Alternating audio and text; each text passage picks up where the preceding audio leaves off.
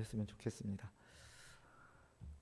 오늘 본문에는 예루살렘을 빠져나와서 도피하는 다윗의 이야기가 담겨 있습니다. 예루살렘에서는 지금 아들 압살롬이 쿠데타를 반역을 일으켜서 지금은 반란군 정부가 꾸려졌고요. 다윗은 겨우 도망쳤죠. 부랴부랴 목숨을 부지하게 도망쳐요. 절치부심하는 그런 장면들이 그려져 있습니다. 예루살렘을 떠난 지 얼마 되지 않아서 무비보셋의 하인 시바가 다윗을 맞이했습니다. 나귀 2마리에 먹을 거를 잔뜩 실어 갖고 왔어요. 빵 200개, 건포도 뭉치 100덩이, 여름과일 100개, 포도주 한 가죽 부대. 나귀 2마리에 가득 실을 정도니까 굉장히 많은 양이겠죠.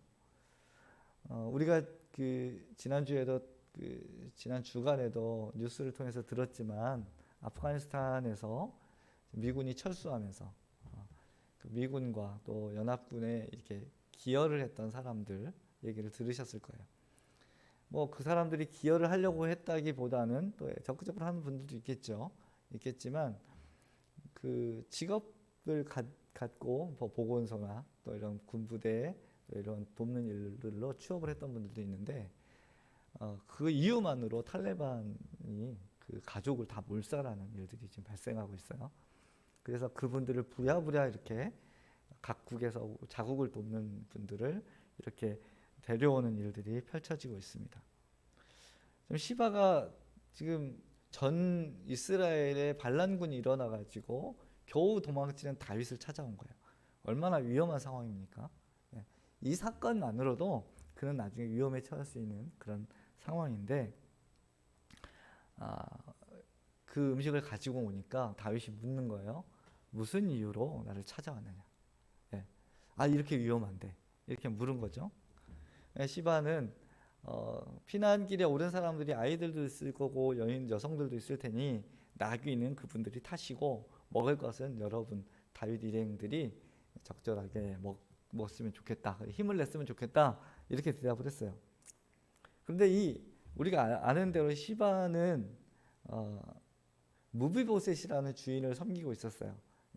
다시 한번 그림을 그려드리면 사울 왕의 종으로 있던 시바였죠. 그러면서 나중에 다윗이 이 무비보셋, 그 사울 왕의 손자인 무비보셋, 요나단의 아들이고 손자인 무비보셋을 시바로 하여금 섬기게 합니다. 그러니까 종은 나왔는데 주인이 안 나온 거예요. 그래서 어디 갔느냐, 뭐 하냐 이렇게 물어보니까 그때 시바가요 거짓말을 합니다. 오늘 3절에 그 거짓말이 나와 있는데 함께 읽겠습니다. 시작. 왕이 또 물었다. 그런데 내가 섬기는 상전의 손자는 지금 어디에 있느냐? 시바가 왕에게 대답하였다. 그는 지금 예루살렘에 머물러 있습니다. 이제야 이스라엘 사람이 자기 할아버지의 나라를 자기에게 되돌려준다고 생각하고 있습니다. 사실 다윗은 무비보셋에게 은혜를 베풀었어요. 왜냐하면 요나단하고의 언약이 있었기 때문에. 그런데 뭐래요? 자기 할아버지, 즉 사울의 나라를 자기에게 다시 돌려줄 거라고 생각하고 예루살렘에 남아있습니다 라는 말을 들었을 때 굉장히 괘씸했겠죠. 그래서 시바에게 무비보셋의 재산 전부를 내가 너에게 다 준다, 이렇게 얘기를 해요. 시바는 그 말을 듣고 되게 감동하면서 이제 그 자리를 떠납니다. 다윗이 속은 거죠. 속은 거예요. 다윗이 바후림 마을 근처로 이르렀을 때 한 사람이 나타납니다. 나타나서는 다윗을 막 저주하기 시작해요. 큰 소리로. 누구냐? 게라의 아들 시므이라는 사람입니다. 그는 사울 왕의 친척벌 되는 사람이죠. 그는 피난 가는 다윗을 향해서, 그 일행을 향해서 졸졸 쫓아오면서 계속 욕을 퍼부어댔어요. 이런 말을 써도 되는지 모르지만 굉장히 욕이 찰집니다. 그 찰진 욕을 제가 읽어드리겠습니다. 7절과 8절. 시므이가 다윗을 저주하여 말하였다. 영영 가거라. 이 피비린내 나는 살인자야. 이 불안당 같은 자야. 내가 사울의 집안 사람을 다 죽이고 그의 나라를 차지하였으나 이제는 주님께서 그 피값을 모두 너에게 갚으신다. 이제는 주님께서 이 나라를 너의 아들 압살롬의 손에 넘겨주셨다. 이런 형벌은 너와 같은 살인자가 마땅히 받아야 할 재앙이다. 아들이 반역을 일으켜서 목숨을 겨우 부지하고 부랴부랴 도망쳐 나왔어요. 여러분, 그런 일이 일어나서도 안 되지만 이런 아버지의 마음은 어떻겠습니까? 또 그런 일행의 마음은 어떻겠어요? 굉장히 마음도 복잡하고 어려웠겠죠. 이 함께했던 장군 아비새가 짜증이 났어요. 화가 났어요. 그래서 뭘 합니까? 그를 없애버리겠다. 이렇게 얘기하자 다윗이요, 그를 뜯어 말립니다. 왜냐하면 이렇게 얘기해요. 내 몸에서 난 내 자식도 날 죽이려고 하는데 왕권을 빼앗긴 사울 가문이야 오죽하겠냐. 다윗은 산빌달까지 막 떠내려오면서 온갖 저주와 역설을 퍼붓는 시므의 비난을 온전히 들었어요. 다 들었습니다. 시므이는 심지어 돌을 던지고 흙먼지를 뿌려댔습니다. 다윗이 울면서 그 산비탈을 내려갔다라고 하는 그런 표현도 있어요. 오늘 본문에 나와 있지 않지만 오늘 말씀은 이렇게 전개되고 있는 거예요. 다윗이 피난길에 일어나갔던 두 가지 사건, 또 그와 연관된 인물들에 대해서 기록하고 있어요. 하나는 위험을 무릅쓰고 다윗을 찾아온 시바라고 하는 종이고, 다른 한 사람은 다윗을 비난하러 나온 시므이입니다. 언뜻 보면 두 사람의 태도는 상반돼 보여요. 어려운 가운데 빠진 다윗을 돕기에 온 사람, 저주하기에 나온 사람. 그런데 결과적으로 이 두 사람은 모두 다윗에게는 불편한 사람들이었습니다. 도움이 안 되는 사람들이었다는 거예요. 오늘 본문을 통해서 우리에게 주시는 영적인 교훈들을 한번 살펴보겠습니다. 첫 번째는 기회주의자를 조심하라는 거예요. 시바는 전형적인 기회주의자였습니다. 여러분, 시바와 시므의 공통점이 있어요. 시자가 들어가는 거 빼고, 이 두 사람 다 사울 가문에 속한 사람들입니다. 그러니까 시바는 사울 왕을 섬겼던 종이었죠. 그리고 나중에는 무비보셋을 섬기는 종이었어요. 그리고 시므이는 사울 왕의 죄송합니다. 사울과 다윗이 합쳐놨네요. 사울 왕의 친척벌 되는 사람, 왕족이죠. 그런데 놀랍게도 두 사람이 반응하는 것들은 좀 다른 양상을 보이고 있다는 거예요. 시바에 대해서 먼저 살펴보면, 시바는 사울과 요나단이 죽고, 사울 왕과 요나단이 전쟁에서 죽었잖아요. 그리고 나서 그 소식을 듣고 유모손에 엎혀서 막 도망치던 요나단이 그만 땅에 떨어져 가지고 두 발을 절게 됐어요. 불구가 된 거죠. 여러분, 오늘날도요, 몸의 어느 일부분만 문제가 생겨도 생활하는데 너무 불편하고요, 힘들어요. 과거에는 말할 것도 없었습니다. 그런데 이 무비보셋이 그런 상황에 빠졌다면, 사울왕의 종이었다면 무비보셋의 종이기도 한 거예요. 어떻게 해야 돼요? 당연히 챙겨야죠. 이게 일반적인 윤리 아니고 도덕 아닙니까? 그가 사울왕의 은혜를 받고 살았던 사람이잖아요. 그런데 내팽겨둡니다. 그런데 나중에요, 다윗이 이 무비보셋을 챙기기 시작해요. 왜냐하면 요나단과 함께 언약을 했던 것을 기억해서 사울 가문에 있는 사울 왕의 자손들을 살펴보다 보니까 무비보셋이 남은 것을 알고 그를 챙기기 시작하니까 다시 그를 섬기는 위치로 와요. 왜냐하면 무비보셋이 지금 복권이 됐거든요. 그러더니 다윗이 피난길에 오른 일이 발생하자 무비보셋을 내팽개치고 버려두고 다윗에게 와서 무비보셋이 왕권을 노리고 있다라고 거짓말을 하고 있는 거예요. 사실 무비보셋이 지금 뭐 하고 있냐 하면, 나중에 이제 본문에 기록되어 있지만, 성경에 기록되어 있지만, 다윗이 그렇게 비참하게 도망가는 걸 보면서 같이 따라올 형편이 안 되는 거예요. 두 발을 절기 때문에. 그래서 그때부터 머리를 자르지 않고 음식을 제대로 먹지 않고 씻지도 않고 비참하게 다윗을 기도하면서 기다리고 있었어요. 그런 무비보셋을 거짓말로 지금 뭐라고 얘기하는 거예요? 할아버지 사울왕의 자리를 자기가 차지하려고 지금 예루살렘에서 있습니다라고 거짓말한 거예요. 여러분이 보시는 시바는 어떤 사람입니까? 그는요 시대의 흐름과 변화를 민첩하게 알아채서 자기에게 유리한 것을 선택할 줄 아는 그런 부류의 인물이었습니다. 이런 사람들은요 언제든지 다윗을 또 버리고 배신할 수 있습니다. 우리가 정치인들을 보면 처음부터 자기가 가지고 있는 정치적인 신념이나 철학이 아니라 왔다 갔다 하는 사람들을 볼 수 있어요. 그런 사람들은 믿을 만한 사람들이 못 됩니다. 사실 이런 사람들은 솔직히 미래가 없어요. 사랑하는 여러분, 그리스도인들은 이런 기회주의자도 조심해야 하지만 자신이 기회주의자가 되지 않도록도 조심해야 돼요. 하나님을 향한 신실한 믿음, 변함없는 신앙은 때로는 손해보는 것 같아요. 하지만 진실한 사람이 가져야 될 신앙이 바로 이 흔들리지 않는 신앙이라는 거예요. 내게 유리하면 이런 자리를, 또 불리하면 또 다른 자리를 옮겨가는 그런 신앙이 아니라 끝까지 우리의 신실함을 놓치지 말아야 된다는 거예요. 시바는 우리에게 그것을 교훈하고 있습니다. 두 번째는 시므에 관한 이야기입니다. 잘못된 신념을 끝까지 가진 이를 조심하라는 거예요. 그는요 다윗이 왕이 되는 과정을 꼼꼼하게 살펴보지 않았을 뿐만 아니라 관심도 없었어요. 쉽게 말하면 사울의 가족들이 나중에 왕에 오르지 못한 것, 즉 자기의 왕족이 왕권을 유지하지 못한 것에 대한 불만이 있었을 뿐이지 어떻게 이것이 역사가 흘러가는지에 대해서는 관심이 없었던 사람입니다.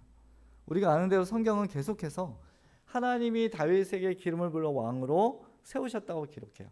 하나님이 그렇게 하신 거면 나에게 불편함이 있어도 그게 맞는 거예요. 내가 받아들이기 어려워도 우리는 하나님을 신뢰하는 게 맞아요. 시므이는 그렇지 못했다는 거예요. 그래서 시므이는 이렇게 얘기합니다. 내가 사울의 집안 사람을 다 죽이고 그의 나라를 차지하였으나 이제는 주님께서 그 핏값을 모두 너에게 갚으신다. 이제는 주님께서 이 나라를 너의 아들 압살롬의 손에 넘겨주셨다. 이런 형벌은 너와 같은 살인자가 마땅히 받아야 할 재앙이다. 이렇게 말해요. 여러분 옛 왕조의 왕족이니까 이해할 만한 또 그런 마음은 있어요. 뭐 우리라고 안 그러겠습니까? 우리 사촌 형이 왕이었는데 다른 가문이 왕을 가져갔다 그러면 마음 어렵겠죠. 뭐 국민들이 투표를 해서 뽑아도 대통령이 바뀌면 당연히 다른 정당들은 마음 어렵죠. 그런 마음을 우리가 왜 모르겠어요. 그것까지 이해합니다. 또 그런 그에게 다윗을 좋은 눈으로 봐라라고 우리가 주장할 수도 없어요. 하지만 이 본문을 보면 그가 실제 사실이 아닌 가짜 뉴스에 기반하고 있다는 사실을 보여주고 있어요. 알 수가 있습니다. 사울과 그의 왕자들이 죽은 것은 블레셋과의 전쟁 때문이었습니다. 길보아 언덕에서 사울이 죽으면서 나의 아들들은 죽이지 말아요. 말기수와 아비나답, 요나단 다 죽었잖아요. 다윗이 죽인 게 아니라고요.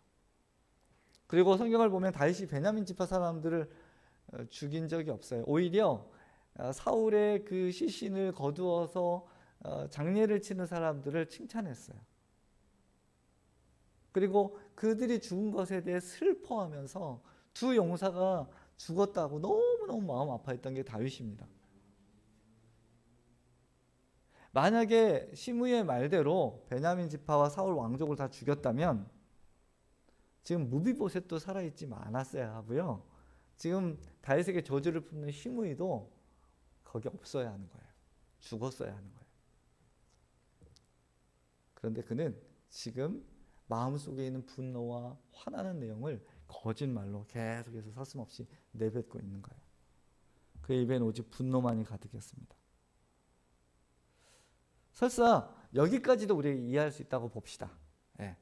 정말 화가 나서 거짓말로 막 얘기를 쏟아내고 저주하는 것까지도 그 심정적으로 동정을 할 수 있어요. 그렇다고 치더라도 그 사람은 미련한 사람이었어요. 왜냐하면 쫓기고 있기는 했지만 시므이를 제거할 만한 능력이 다윗에게 있었기 때문에. 지금 다윗의 옆에 있었던 그 장군들은 어떤 사람들입니까? 블레셋과의 전쟁, 아말렉과의 전쟁, 그리고 수많은 전쟁을 치른 다윗 왕국을 강대한 장군들이었다는 거예요. 그 사람들이 단칼에 끝낼 수 있는 능력이 있는 사람들이었어요. 근데 거기서 막 쏟아내는 거예요. 세상이 바뀌었다고. 어리석은 사람이죠. 어리석은 사람은 하나님이 하시는 일에 둔감합니다. 그런 사람은 오직 지금 눈에 보이는 것만을 생각해요. 그 주변에 있는 사정들을 볼 수 없는 사람들이에요. 시므이가 바로 그런 사람들입니다. 그런데요, 여기에 의외의 인물이 또 하나 등장합니다. 아비새예요. 아비새니까 남자였겠죠?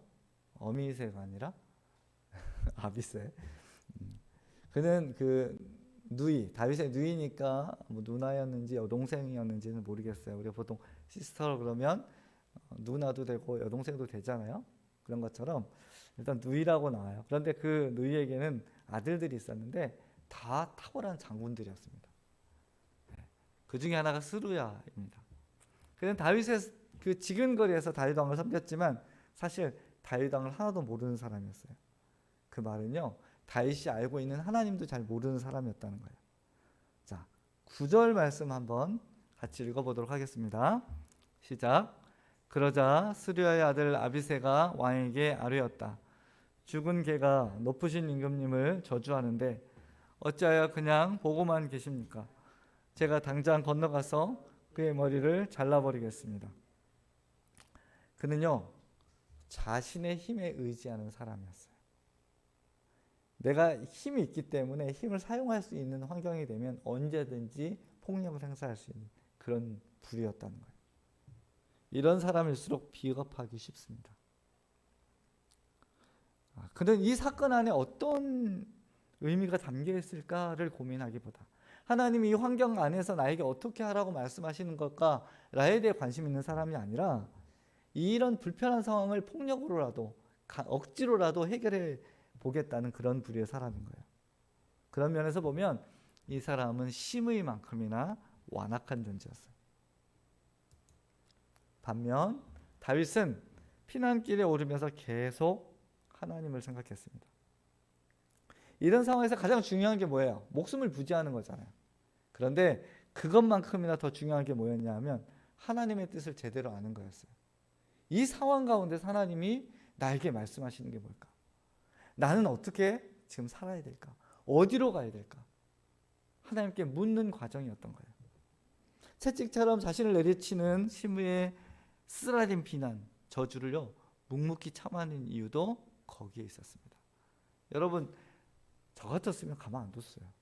지금 장군들이 몇인데요? 내가 지금 쫓기고 있다고 너 같은 애 한 못째 갈 것 같아? 그죠?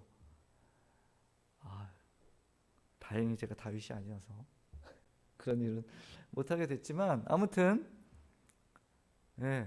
산더미 같은 어려움이 찾아오고 자식이 아버지를 죽이겠다고 반역을 일으키고 비참하게 피난을 내려오는데 평소에 아비새 말처럼 개 같지도 않은, 무슨 표현인지 아시겠죠? 저런 비천한 존재가 다윗이 그렇게 생각하진 않았겠지만 어쨌든 아비새는 그렇게 얘기하고 있잖아요. 나를 막 욕하고 그럴 때 그 마음이 어떻겠어요? 근데 소란하면 소란스러울수록 요란해지면 더 요란해질수록 더 잠잠해졌다는 거예요. 다윗은 주님을 바라보았습니다. 그때 다윗의 말을 들어봐야 돼요. 주님께서 그에게 그렇게 하라고 시키신 것이니 그가 저주하게 내버려 두시오. 혹시 주님께서 나의 이 비참한 모습을 보시고 오늘 시므이가 한 저주 대신에 오히려 나에게 좋은 것으로 갚아주실지 누가 알겠어. 여러분, 주님이 보시고라고 얘기해요. 그는 그 상황도 지금 주님이 보고 계신다고 확실하게 믿고 있는 거예요. 혹시 보고 계시는 그 주님이 나를 불쌍히 여겨주셔서 이 상황을 바꿔주실지 어떻게 하겠냐. 그러니 주님이 시므이 입을 통해서 나를 혼내고 나무라는 거 내가 그냥 듣는 게 맞아. 사랑하는 여러분, 시바와 시므이, 아비새와 다윗의 공통점이 있어요. 뭔지 아십니까? 모두 신앙인이었다는 거예요. 모두 주님의 이름을 불렀던 사람들이에요. 주님께서 너를 이렇게 만든 거다. 주님께서 우리를 이렇게 이끌어 가서, 그들은요 다 하나님을 섬기던 이스라엘 백성들이었어요. 그런데 한 명은 기회주의자였어요. 다른 한 명은 하나님과 상관없는 삶을 살았습니다. 그리고 한 명은 치열한 삶의 환경에 몰두하느라고 하나님의 뜻, 하나님의 계획에 대해서는 관심이 없었던 사람이에요. 놀랍게도 우리도 모두 그리스도인입니다.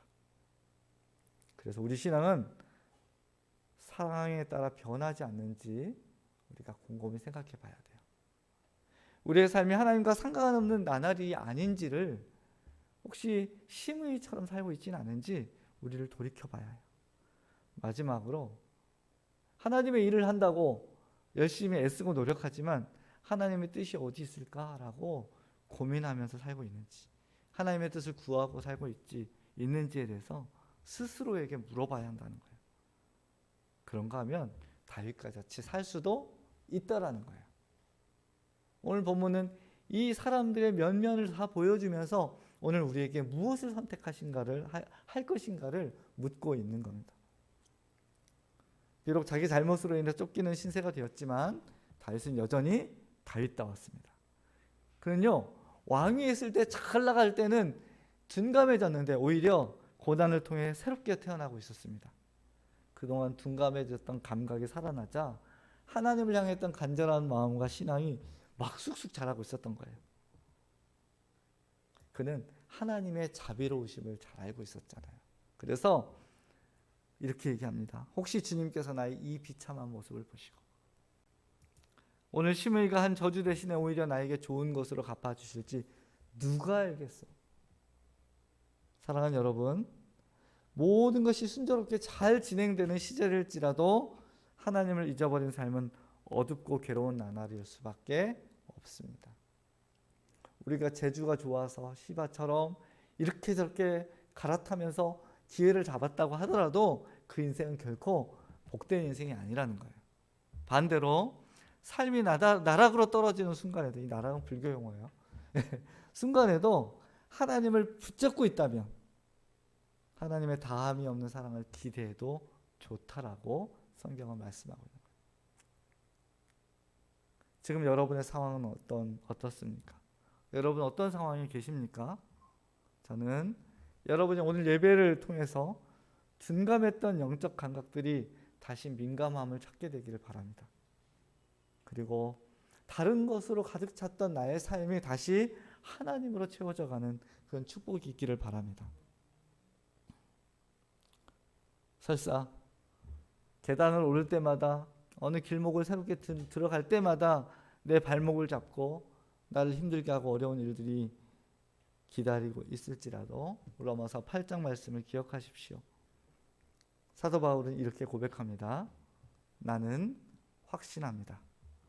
죽음도 삶도 천사들도 권세자들도 현재 일도 장래 일도 능력도 높음도 깊음도 그 밖에 어떤 피조물도 우리를 우리 주 예수 그리스도 안에 있는 하나님의 사랑에서 끊을 수 없습니다. 다윗이 바로 그 마음을 가졌던 거예요. 그는 바닥으로 비참하게 내리꽂는 그 순간에도 예수 그리스도 안에 있는 하나님의 사랑을 알았던 사람인 거예요. 혹시 끝이 없는 절망과 분노, 낙심과 어려운 감정들의 억누름 속에 계신 분들이 계시다면 여러분 이 시간 하나님을 향하여 손을 드십시오. 혹시 하나님께서 여러분 더 좋은 것을 여러분에게 채워주실지 누가 알겠느냐며 하나님의 자비하심과 인자하심을 증언하는 다윗의 이 증언을 여러분 마음에 새기시면서 누가 알겠습니까? 하나님께서 놀라운 은혜로 여러분의 삶을 채워주실 수 있다고 저는 믿습니다. 세상의 어떤 것도 어떤 상황도 그리스도 예수 안에 있는 하나님의 사랑에서 우리를 끊을 수 없습니다. 오늘 이 시간 하나님께서 여러분의 마음을 보호하시고 또 위로하시고 지켜주시길 바랍니다. 그리고 여러분들이 하나님이 주시는 기쁨과 평안으로 가득한 한 주간이 되시기를 예수님의 이름으로 축복합니다. 기도하겠습니다.